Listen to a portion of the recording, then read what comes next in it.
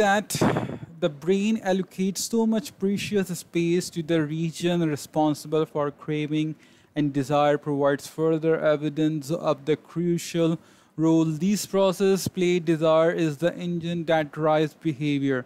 Every action is taken because of the anticipation that precedes it. It is the craving that leads to the response. These insights reveals the importance of second law of behavior change.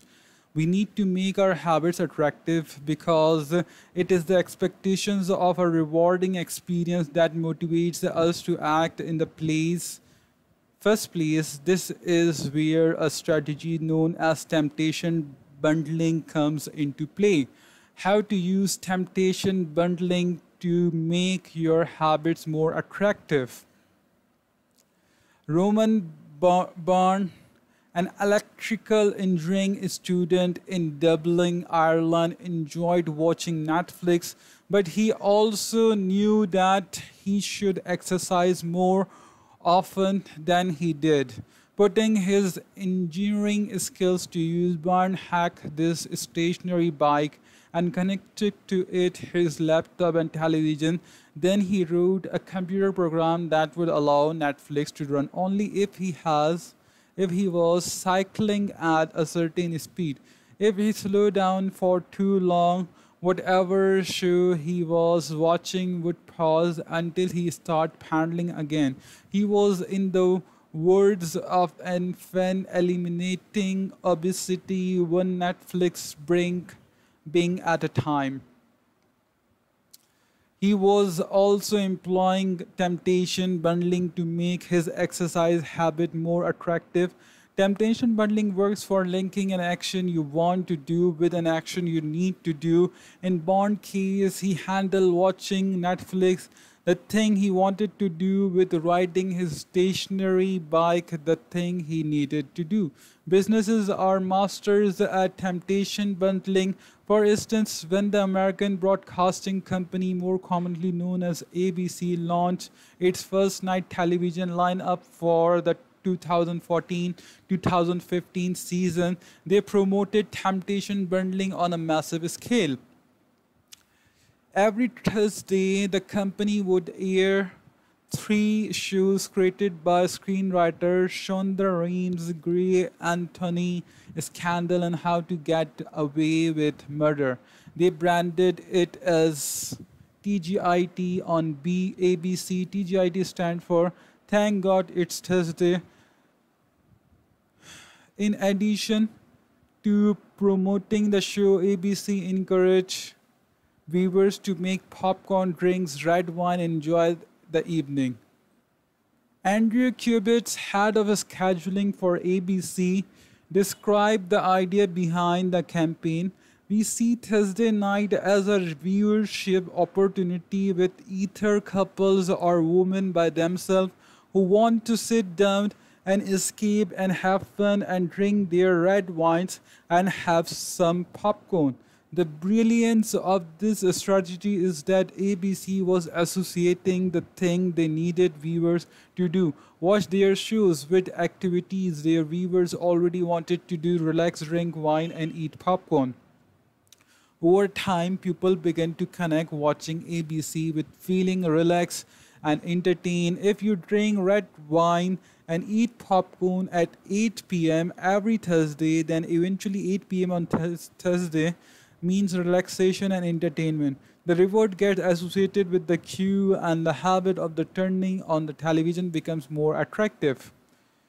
You're more likely to find a behavior attractive if you get to do one of your favorite things at the same time. Perhaps you want to hear about the latest celebrity gossip, but you need to get in shape using temptation bundling. You could only read the tabloids and watching reality shows at the gym. Maybe you want to get a pedicure, but you need to clean out your email inbox. Solutions: only get a pedicure while processing overdue work emails. Temptation bundling is one way to apply a psychological theory known as Primark principle, named after the work of Professor David Primark. The principle states that more probable behavior will reinforce less probable behavior. In other words, even if you don't really want to process the overdue work email, you will become conditioned to do it if it means you get to do something you really want to do along the way. You can even combine temptation bundling with the habit stacking strategy we discussed in chapter 5 to create a set of rules to guide your behavior. The habit stacking plus temptation bundling formula is: point number 1, after current habit, I will habit I need. Point number 2, after habit I need, I will habit I want. If you want to read the newspaper but you need to express more gratitude, point number 1, after I get my morning coffee, I will say one thing I am grateful for that happened yesterday need. Point number 2, after I say one thing I'm grateful for, I will read the newspaper want. If you want to watch sports but you need to make sales call, point number 1, after I get back from my lunch break, I will call 3 potential clients need. Point number 2, after I call 3 potential clients, I will check ESPN want. If you want to check Facebook but you need to exercise more, number 1, after I pull out my phone, I will do 10 burpees need. Number 2, after I do 10 burpees, I will check Facebook want.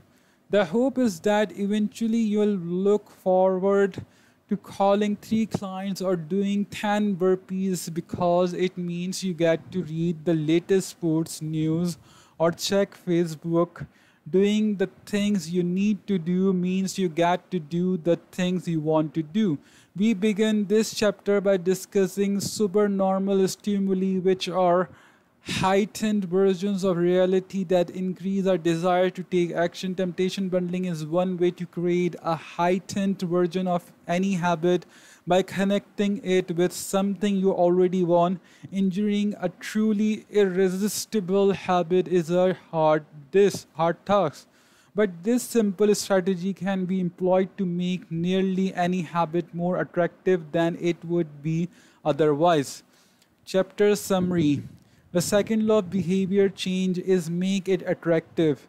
The more attractive an opportunity is, the more likely it is to become habit forming. Habits are a dopamine driving feedback loop. When dopamine rises, so does our motivation to act.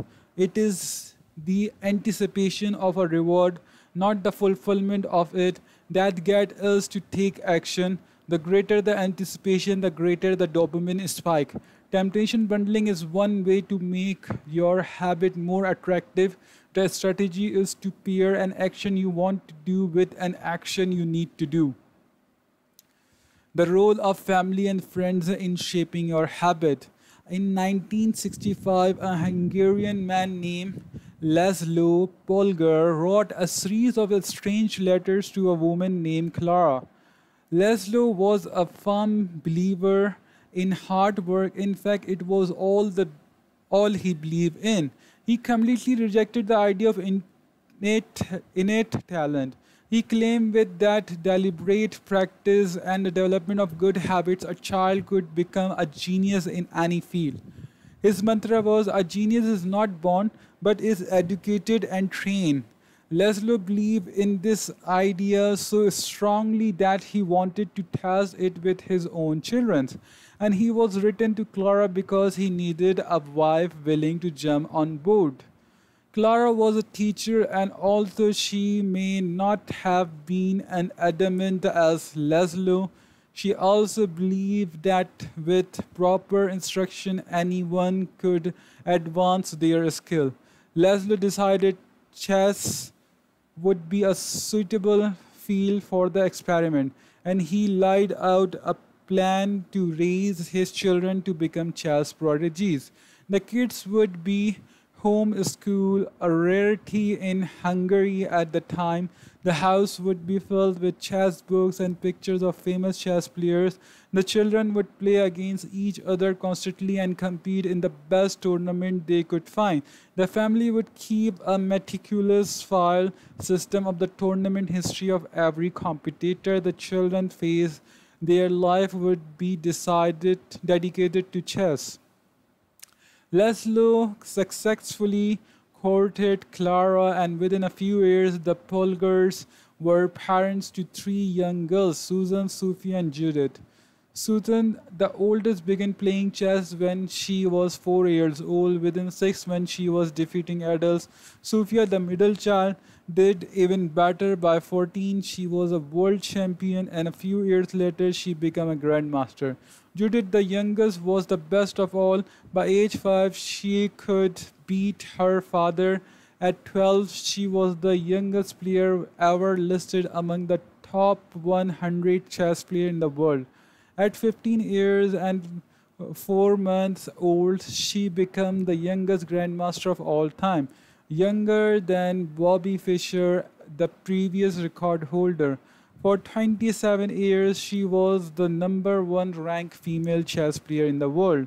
The childhood of the Pulgar sisters, their lifestyle was attractive, even enjoyable. In interview, the sisters talk about their childhood as entertaining rather than grueling. They loved playing chess. They couldn't get enough of it. Once Laszlo reportedly found Sofia playing chess in the bathroom in the middle of the night, encouraging her to go back to sleep. He said, "Sofia, leave the pieces alone," to which she replied, "Daddy, they won't leave me alone." The Pulgar sister grew up in the culture that prioritized chess above all else and praised them for it, rewarded them for it. In their world, an obsession with chess was normal, and as we are about to see, whatever habits are normal in your culture are among the most attractive behavior you will find. The seductive pull of social norms. Humans are herd animals. We want to fit in, to bond with others, and to earn the respect and approval of our peers. Such inclinations are essential to our survival. For most of our evolutionary history, our ancestors lived in tribes. Becoming separated from the tribe, or worse, being cast out, was a death sentence.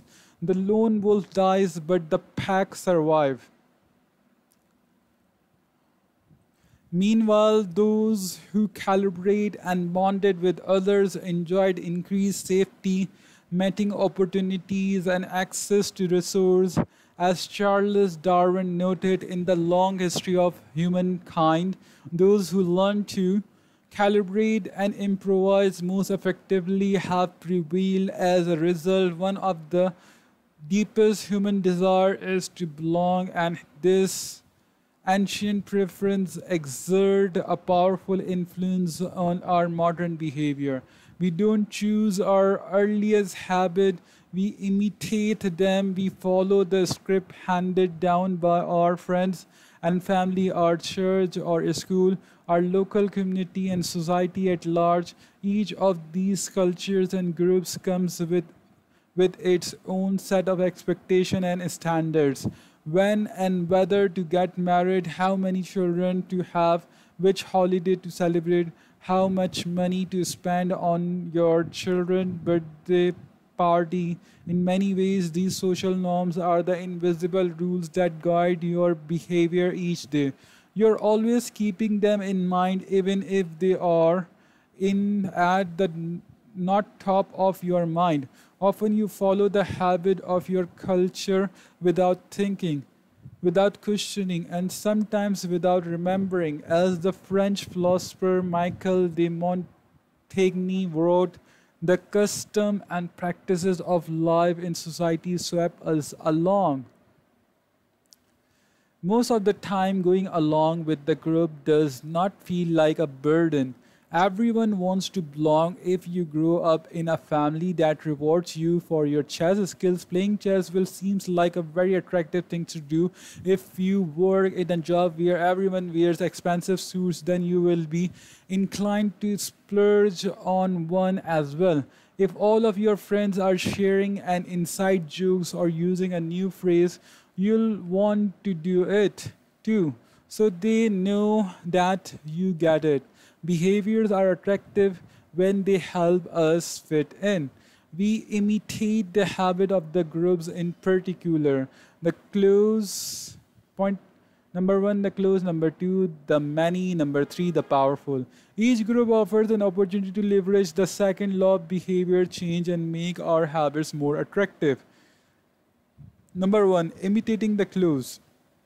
Proximity.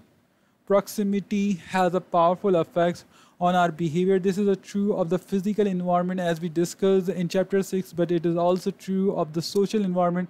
We pick up habits from the people around us. We copy the way our parents handle argument, the way our peers flirt with one another, the way our co-workers get results when our friends smoke pot. You give it a tray too.